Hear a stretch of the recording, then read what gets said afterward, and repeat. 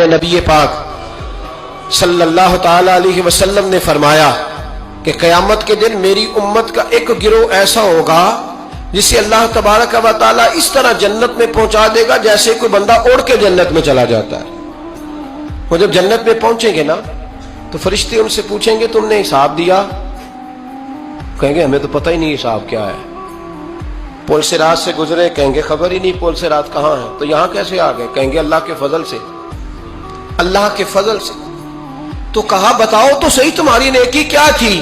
تو کہیں گے دو باتیں تھیں، ایک تو ہم اللہ کے حلال کو حلال جانتے تھے، رب کے حرام کو حرام جانتے تھے، اور دوسرا یہ تھا کہ ہم اللہ کے ہر فیصلے پہ راضی رہتے تھے۔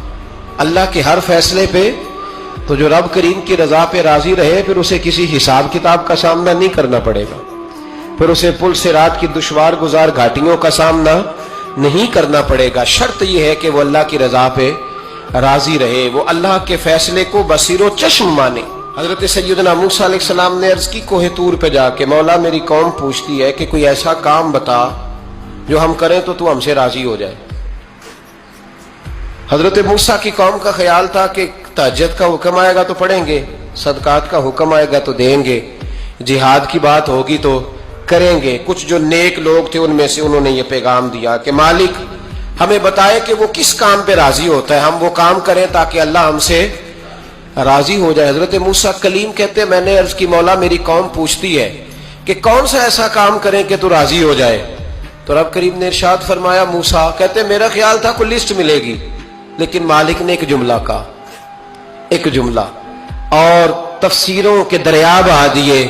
عرش کے مالک نے فرمایا موسیٰ ان سے کہو جا کے کہ وہ مجھ سے راضی ہو جائے، میں ان سے راضی ہو جاؤں گا، مجھ سے راضی ہو جائے۔ بندے اللہ سے راضی ہی نہیں راضی ہوتے۔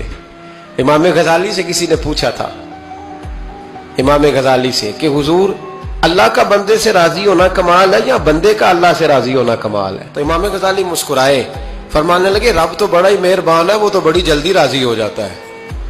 وہ تو مسجد میں آ کے توبہ کرے تو اللہ راضی، کسی یتیم کے سر پہ ہاتھ پھیرو تو اللہ راضی، وہ تو کسی اندھے کو رستہ دکھایا تو اللہ راضی ہو گیا، وہ تو طوائف نے کتے کو پانی پلایا تو اللہ۔ امام صاحب فرمانے لگے یہ بندہ ہے جو اللہ سے راضی نہیں ہوتا، جس کے پاس اولاد نہیں وہ کہتا ہے چلو ایک بیٹی مل جائے تو میں راضی ہوں، بیٹی مل گئی تو کہتا اب ایک بیٹا بھی ملے تو پھر راضی ہوں، پھر کہتا ہے یہ دونوں اچھی تعلیم حاصل کر لے تو پھر میں راضی ہوں، پھر کہتا ہے یہ بہت زیادہ پیسے کمائے تو پھر میں راضی ہوں۔ بہرحال راضی ہوتا